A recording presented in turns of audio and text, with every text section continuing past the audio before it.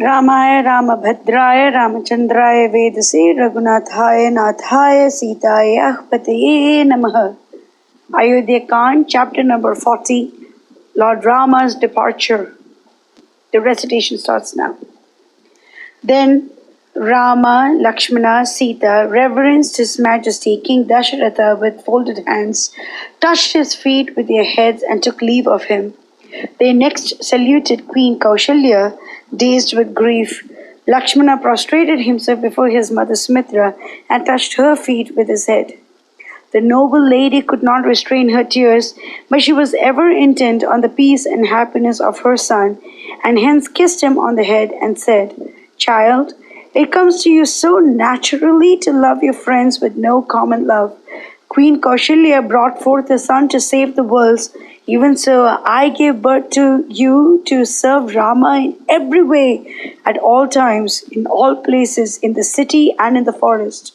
So when you follow Rama in the woods, as he roams through them in the happy company of Sita, gazing at each strange and curious object, forget yourself not in the sweet contemplation of his supernal beauty, lordly gait, loving looks, and honeyed words. Never be thrown off guard in the matter of looking after his safety. Prince or pauper, Rama is your Lord, your God, your everything. It is the law of the world that the younger should ever obey the elder and serve him in every way. This is the dharma lived by the good and the great. This is the dharma lived from time immemorial by the science of the Ikshvaku race.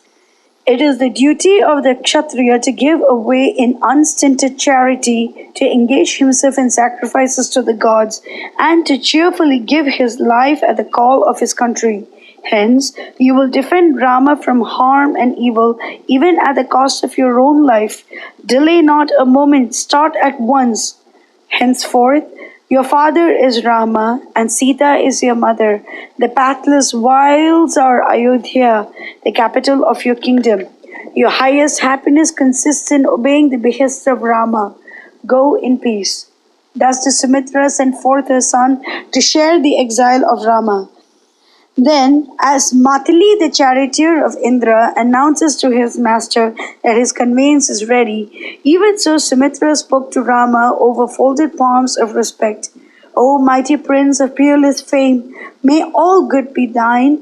Thy chariot awaits for you to take you wherever you may list.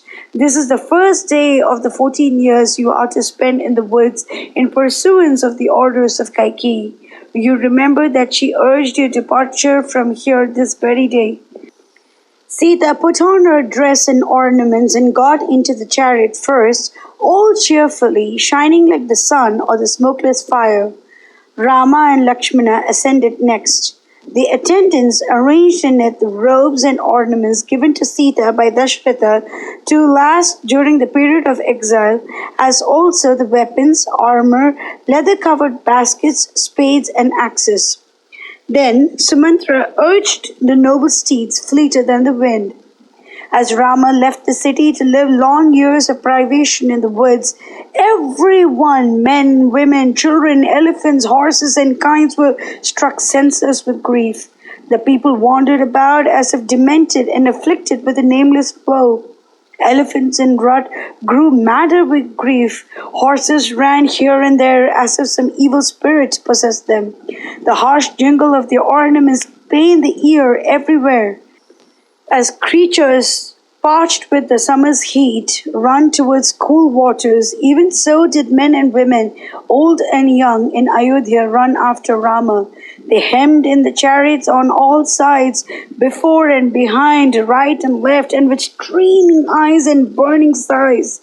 They raised their voice in a piteous wail, as if their very life was being torn out of their bodies. "Sumantra, pray rein these festive steeds. Oblige us by driving slow. Grant us to behold the face of our darling Rama even for a little while. Who knows whether this may not be the last time we are so blessed? Is it made of adamant, the heart of her that bore Rama in her womb?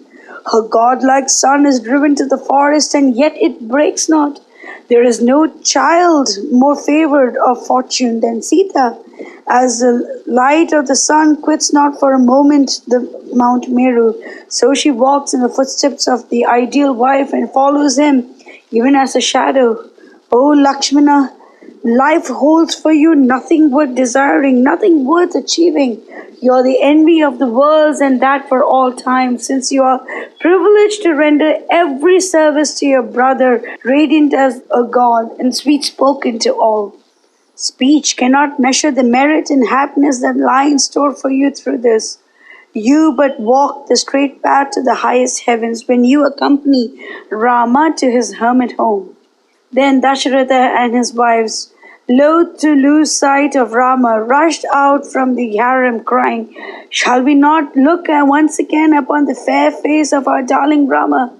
As when the leader of the herd, the bull elephant, is captured by the cunning hunters, the cows trumpet forth their griefs most piteously, so did the women of the city cry and wail over the dire misfortune that befell them. Dasharatha heard it. The father of Rama, the monarch of countless millions, the proud scion of the race of Ikshvaku, rich in everything that the world could ever give, he saw himself sinking under the heavy curse that plunged himself and his people in the dark gulf of unspeakable woe. As when the queen of night in her full-orbed radiance is dragged imperceptibly into the dark and hideous maw of Rahu, the serpent of the eclipse, even so, all brightness, all splendor, all luster fled from his face. Ramachandra, of unfathomable fortitude, perceived his father running after him and said, "Faster, Sumantra!" What could poor Sumantra do? Lend an ear to Rama, who cried faster, yet faster, or comply with the prayers and entreaties of the townsmen who cried in despair, "Stop! Stop!" He stood confused, utterly unable to obey them both. The dust clouds raised by the flying chariot wheels were laid by the tears that streamed from the eyes of the weeping multitudes. On every side rose groans, cries, wails, laments, and sobs. Now you came upon groups of men and women who stood gazing straight before them, lost to everything else. Now you passed others who writhed in the grip of speechless woe that was yet merciful enough to allow a passage for tears. As in a lotus pool, the busy fish dart here and there, and the pearly drops of the morning dew rain from the petals of the flower shaken by them. Even so, the women of city wept their eyes out, unable to bear the pangs of separation from their beloved Rama. As with one heart, with one brain, with one body, the millions of Ayodhya bore their cross. Dasharatha, the prefaced guardian of their happiness here and hereafter, felt himself a despicable traitor to his duty by them and fell headlong in a dead faint. The populace cried out in horror and pity at the sight, and they that followed Rama cried out in great fear. Some exclaimed, "Ha Rama!" and others, "Ha Queen Kaushalya!" Not a single voice was silent, not a single eye was dry amongst those that came from the harem. Rama's ears were pierced with the screams and the pitiable cries, and he turned only to see Dasharatha and Kaushalya run after his chariot, staggering with unsteady gait like mad. He saw them following him out of the corner of his eyes, even as the foal, bound tight beyond the possibility of escape, gazes pitiably at its dam. Accustomed all their lives to be conveyed in gorgeous chariots, they ran afoot, surrounded by every luxury and comfort. Strangers to misery and privation, they shook with grief. And Rama, an impotent spectator, could but order Sumantra to drive the fleet horses yet faster. Of unshaken fortitude, yet he found it hard to bear, even as a lordly elephant peers deep with a cruel goad. Kaushalya near the chariot, even as a cow rushes at the place where her calf lies helplessly bound. Again and again he saw Kaushalya tottering after the chariot with streaming eyes, crying out, "Ha Rama, ha Lakshmana, ha Sita! Stop the chariot, stop, stop!" ordered Dasharatha. Drive faster, ordered Rama. Like a man caught between the wheels of a chariot, Sumantra struggled with his overwhelming grief. So Rama saw it and cried, "Sumantra, listen to me. Drive on quicker. When you meet His Majesty again and he blames your disobedience for not listening to his orders to stop the chariot, tell him that his commands did not reach you through all this noise. It is not true, you say, but I assure you I cannot keep my patience any longer. My promise made to my father will have to go for naught. Sumantra bent his head in obedience to Rama, made him take leave of the people that followed him, and urged the noble horses to yet greater speed. Then the citizens and the people of the harem realized the hopelessness of their pursuit, went round Rama and turned away from him. But it was their bodies that went back, their hearts followed Rama, and their tears poured forth never ceasingly.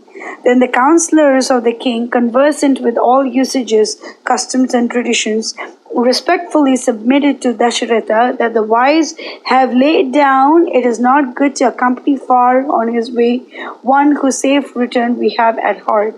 Dasharatha reluctantly yielded to their advice, and with his wives in attendance stood there for a long time with wearied limbs and broken heart, gazed pitiably at Rama, who was fast disappearing in the distance. Mangalam Koshalendraya Mahaniya Gunabde Chakravarti Dhanurjaya Sarvabhaumaya Mangalam.